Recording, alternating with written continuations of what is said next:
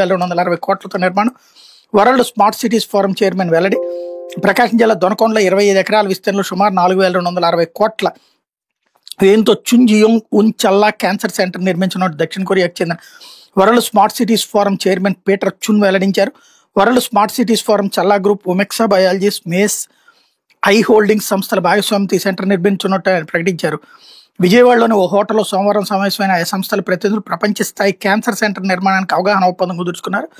అందరూ విలేకరుల సమావేశంలో వివరాలు వెల్లడించారన్నట్టు వార్తని హైలైట్ చేశారు. అయితే ఫ్లెమింగోలకు శాశ్వత నివాస స్థావరంగా పులికాట్, ఎకో టూరిజానికి గమ్యస్థానంగా తీర్చిదిద్దాం ముఖ్యమంత్రి పవన్ కళ్యాణ్. తిరుపతి జిల్లాలోని పులికాట్ సరస్సుకు ఎకో టూరిజానికి గమ్యస్థానంగా ఫ్లెమింగోలకు శాశ్వత నివాస స్థావరంగా తీర్చిదిద్దామని ముఖ్యమంత్రి పవన్ కళ్యాణ్ పేర్కొన్నారు.